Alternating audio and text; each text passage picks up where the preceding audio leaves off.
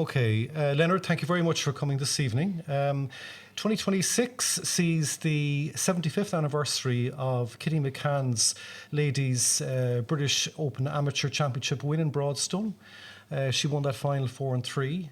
Yes. Kitty is related to you, so maybe you might explain the relationship and your memories of that famous win. Yeah, Kitty's an aunt-in-law. She was married to Pat MacCann, who was the brother of my mother. My mother was MacCann, but she's married Eddie Dolan, so she was Bernadette Dolan. Yes, I was actually at the homecoming. I can just about remember the very bright lights as she was up on the trailer, but that's just about it. A little impression of somebody who was quite young. She came from a very famous. There was golfing prowess in her family, in her DNA. I think her dad was a good golfer, and her brother was very good golfer too. And both of them played very low handicap figures. Yeah, they were very good. The father was Jerry. He was a good golfer. Okay, and do you remember what prompted her to get into golf? Was golf a popular pastime at the time? She was born in Clonmel. No, I wouldn't think so. No, she was born in Clonmel, and she would have started a bit then.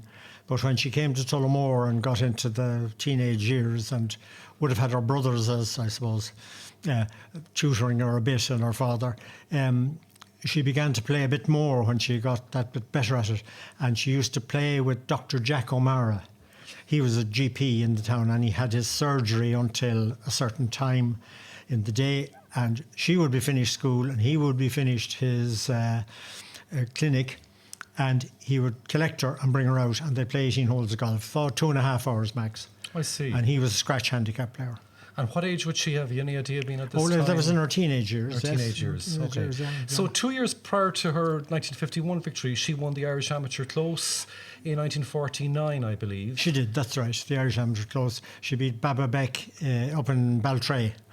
Very favourite course. She was clearly exhibiting a lot of talent at that stage. Yes. But she hadn't entered the British Amateur Championship up to, I think 1950 was the first time that she actually entered she probably hadn't, because I can say that she used to say that she thought of golf as a very social activity, and she was very interested in playing the golf and then coming in and having the chat and a drink or two, and she was well able to handle it, and she enjoyed it, and she liked people.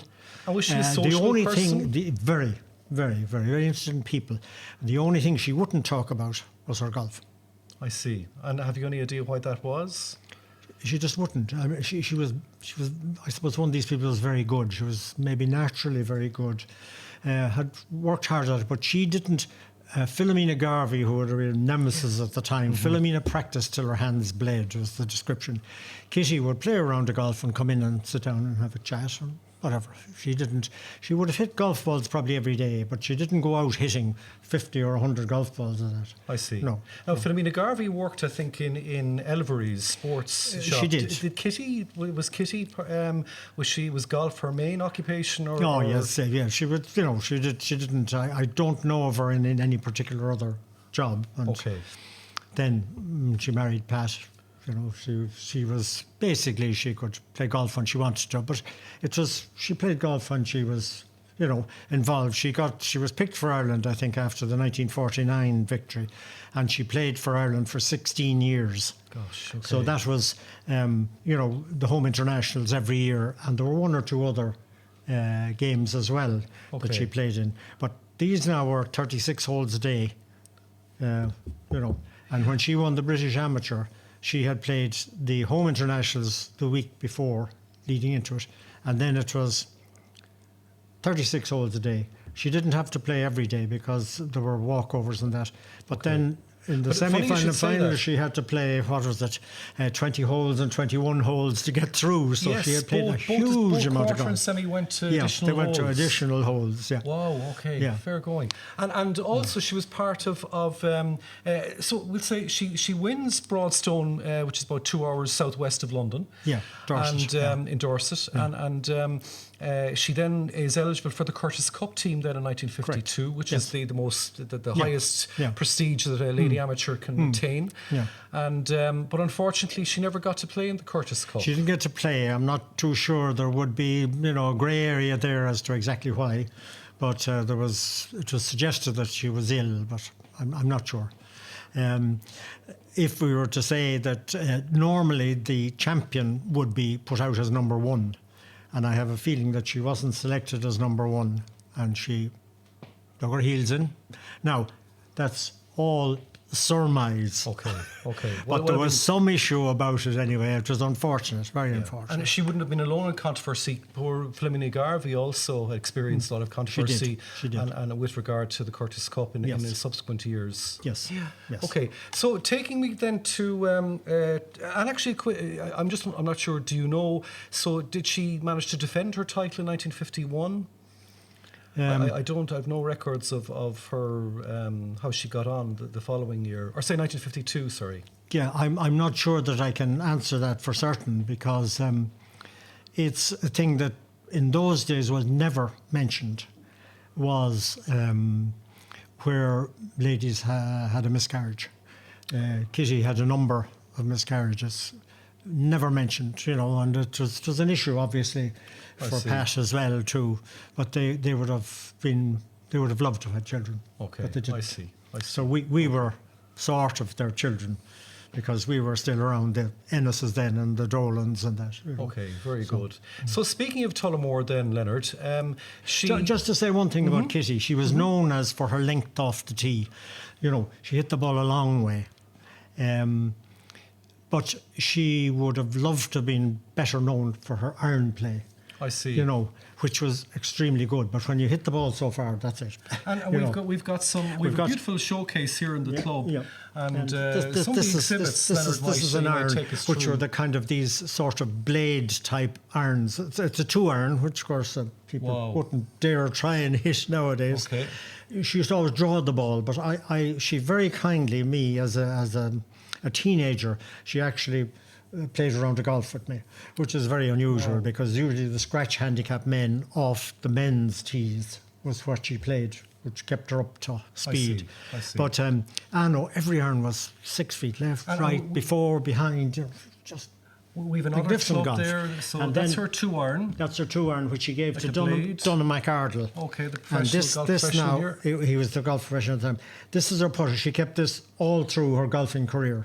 Wow. The typical wooden shaft and that. Okay. So she never changed that, but she did in later years, she did change her irons. I see. And again, they were very generously donated to the club and are on display in the clubhouse. Through her nephew, John McCann, had that. Okay. And this then is the famous trophy This is that she the trophy. won? This is a replica, solid silver replica of the actual trophy which she won in winning the British Ladies Open Amateur at that time. Wow, okay. There were 2 majors in golf in the world at the time, and that was the British Open Amateur and the US Open Amateur. I see. Okay, because I think in the history of the ladies amateur, only 8 Irish people have ever won it. From Hewitt back in Heslers, May Heslers was the first, up to Leona then Maguire. Kitty was the next. Yeah, was the latest Leona Maguire winner. was the last, and she said she didn't realise it was such a big thing until she won it, because she hadn't bothered to enter it a number of times. Okay. Gosh. Okay. And bring us back to Tullamore then, Leonard.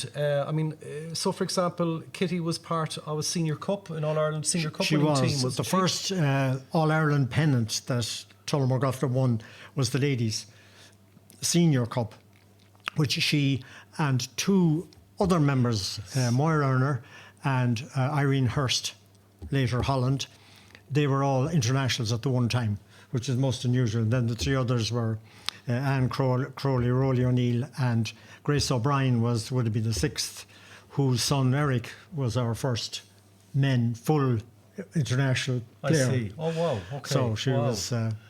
So they won the All Ireland Senior in they won the All Ireland Senior in 1958. 1958. That's correct. Yeah. Very good. Okay. Yeah. And then after she finished playing. Actually, I'll tell you one curious little note I discovered was that in 1960, unfortunately, she met Philomena Garvey down in Cork Golf Club, and that match was she lost, unfortunately, but that match was refereed by none other than the great Jimmy Bruin. He was president of Cork Golf Club at the time. So I just thought that was a kind of a, that trophy has a lot of historical associations with the golf To give club an as idea well. of the standard of golf, Paul McWeeny in the Irish Times recorded that they playing a final in Royal Portrush, they had 18 birdies and an eagle. Gosh. Just gives you an idea of the standard of golf. The eagle won the match when Philomena Garmy hit her second shot on a par 5 to 2 or 3 inches. That's incredible, isn't it? Really is. Yeah. And after she finished playing competitive golf, then Leonard, Kitty, I think, grew or contributed in an administrative capacity. I believe. Did. Yes, she was a selector, both for I think Curtis Cup, and I had notes from that which I gave to the Ladies Golfing Union and the Irish team. And yes, she did quite a bit in the background. Okay, very good. And then to celebrate the 50th anniversary then of her win in the year 2001, the club held a function, a dinner function here. We have a copy of the dinner menu that Catherine Carty kindly donated. And Dermot Gilleese actually writes about it in one of his books. Yes, the great Irish journalist. He was at it, yeah. And were you present at that? Well, myself, Bill O'Donovan, Carmel Coleman and Kathleen Broderick were the organising committee for the dinner. The club asked us to do that. They wanted to have a celebration, so we were the organising committee. I see. Oh, lovely. Okay, it was a really I delightful acted event. as MC then on the day. Very good. Because being a relation, sort of a kind of.